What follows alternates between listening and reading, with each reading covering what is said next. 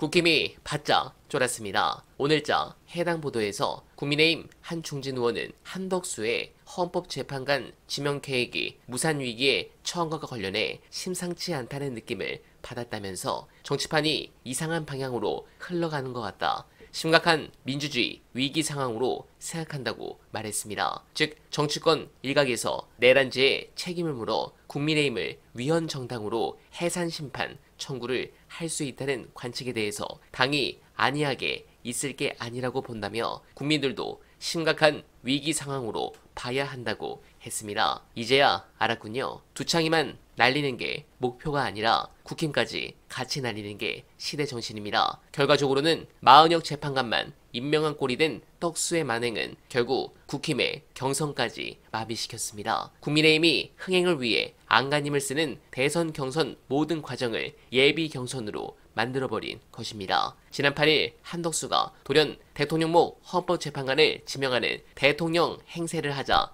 국민의힘 내부에서 한덕수 차출론이 급부상했습니다. 그간 국민의힘 경선 주자 중 지지율 1위였던 김문수 후보는 물론 해당 캠프 핵심 인사까지 한덕수와의 단일화 필요성을 숨기지 않았습니다. 그러면서 국민의힘 당원과 유권자 입장에서는 5월 3일 선출하는 국민의힘 대선 후보가 더불어민주당 후보와 맞붙는 최종 후보가 아니며 5월 3일 전당대회는 한덕수와의 단일화 후보를 뽑는 예비 경선으로 받아들일 수 있습니다. 즉 여러 흥행 이벤트를 가미한 국민의힘 경선 일정이 시작부터 김이 빠진 셈입니다. 또한 민심도 싸늘하게 식었습니다. 오늘 MBS 조사의 경우 한덕수의 대선 출마에 대한 여론이 부정평가 66%를 기록하며 굉장히 좋지 않습니다. 그리고 민주당은 탄핵에 대해 인내하기로 결정하면서 더 떡수를 애타게 하고 있습니다. 이렇게 상황은 점점 더 재밌어지고 있는데 관련해 우리가 스트레스를 받는 윤석열 재판 관련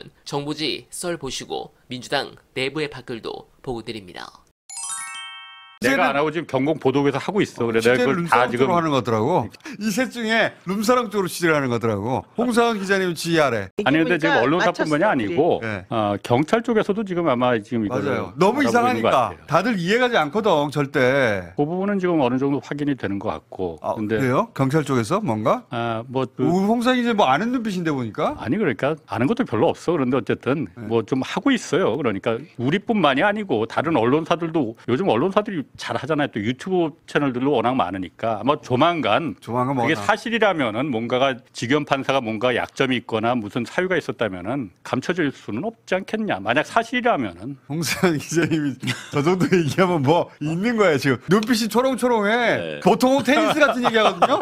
아니면은 이재용 얼굴 봐라 이런 거 얘기하는데 취재를 하고 있는 중이니까. 알래스카 얘기해야 되는데나. 알래스카. 근데 지기현 판사가 그럼 바뀔 가능성이 있어요? 없죠. 아니요. 지기현 판사가 2년 전에 왔어요. 네. 2년 전에 와서 그러면 바뀔 때 되지 않았나? 그렇죠. 2년 전에 왔고 작년에 이재용 재판을 했죠. 이재용 판결을 했어요. 다 무죄 줬는데 그리고는 지금이에요. 그렇기 때문에 이 재판은 그냥 가고 윤석열이 원하는 대로 대충 들어주고 가려고 지금 생각했는데 지금은 조금 달라졌을 거예요. 일주일 만에 여론이 너무 안 좋아서 법원 내에서도 이제는 법원 내에서 분위기는 어때요? 분위기가 바뀌었어요. 네. 지금. 원래는 2년 만에 그만두고 불을 바꾸든지 그렇죠. 이래야 되는데 이분이 한다 그랬대요. 자기가 계속 1년을 더 하는 것으로 지금 얘기는 됐을 때 3년 정도 할 수 있거든요. 근데 이제 그 1년 하는 동안에 어차피 안 끝나니까 네. 그냥 이제 대강 서로 상대방의 비유 맞춰주면서 욕만 안 먹고 지만 넘어가자 이런 식으로 하려고 그랬는데 결론적으로 지금 너무 이 구속 취소 이후로 너무 지금 자기가 궁지에 몰려 있어서 사법부 내에서도 분위기 안 좋을 텐데. 거기에다가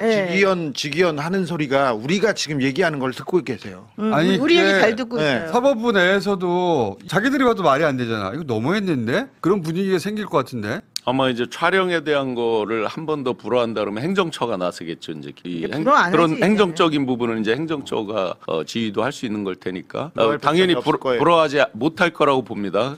우리가 잠시 까먹었지만 이 사람이 이제 윤만 재판하는 게 아니라 그러니까 굉장히 중요하고. 근데 이 자리가 지금 조희대 대법원장이고 양승태 대법원장은 뭘 하냐면은 그 자리 있지 않습니까? 이 지금 형사부가 매우 중요한 자리예요. 매우 중요하지. 거기 그러니까 조희대 그 대법원장이 아끼는 사람들을 그 라인에 깔았습니다.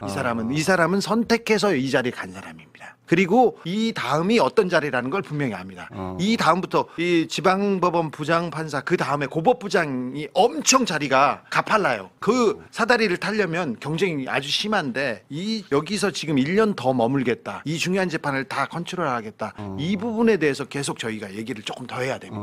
왜 머무느냐 자기가 네. 인사 적체를 스스로 그 적체 한 명으로 들어간 건데 중요한 재판이 있어서 1년 정도 뭐 내가 더 머물겠다 그렇게 얘기는 할 수는 있죠. 자기 이익이 있거나 그렇죠. 지금 매우 중요한 윤석열, 김용현 그리고 내란에 가장 중요한 걸 재판을 하고 있어요. 만약 지금 판단을 빨리빨리 내려가지고 이 사람들을 하나씩 잡아들이기 시작하면 이거는 이래야 내란이 하나씩 둘씩 정리되는데 지기현 판사가 있을 상황에 지금 이 상황에서는 그럴 가능성 거의 내란 종식이 안 되는 거지. 네. 이 재판 5년 갑니다. 지기현식으로 가면 5년 가요. 그러니까 그걸 왜 그렇게까지 하냐 이거지. 그렇죠. 자기가 이 내란이라고 하는 거대한 그 범죄를 왜 자기 혼자 몸으로 다 막아주려고 하는 거냐고. 그렇습니다. 그게 무슨 특별히 책기 잡힌 게 있거나 뭐 약점이 있겠죠. 아유, 말을 못해. 유진우 약점이 학설은 있겠죠. 위에서 네. 시킨다는 거잖아 지금. 근데 그렇게 심하게 느낄 때는 약점이 있었지만. 개인적인 뭔가가 안 좋은 게 있을 것이다. 그냥 우리 추측이죠. 네, 공감합니다. 지기현 뭐가 걸렸을까? 대략 이준석의 시알리스크 같은 느낌이 팍팍 옵니다. 그런 부분에서 가슴이 아팠던 박글도 있었습니다.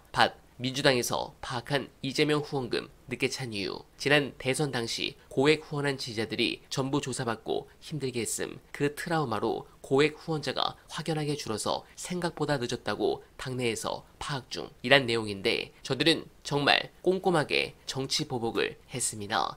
물론 이재명 전 대표는 그런 거 없을 것이다 하셨지만 적어도 꼭 드러난 범죄 사실에 대해서는 절대 자비가 없었으면 합니다. 우리나라는 법치 국가이므로 법치를 바로 세우는 일에 명분과 당위성이 부여되기 때문에 이에 따라 중대한 위법 행위자들을 유례 없이 강력히 처벌하고 이를 정치 보복으로 호도하는 자들 또한 법적 처리하면 됩니다. 정치 보복이 아니라 예외 없는 법 적용으로 사회의 정의를 실현하는 것입니다. 만약 이재명 전 대표 가족에게 적용한 것처럼 한다면 저쪽 인간들 한 사람이라도 살아남겠습니까?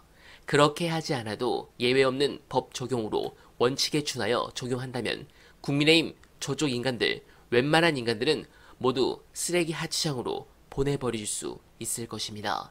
절대 정치 보복이 아닙니다. 법과 원칙에 따른 비정상의 정상화입니다.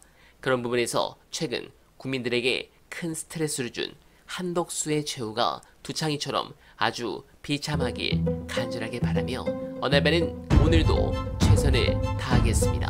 여러분 고맙습니다. 이재명은 합니다.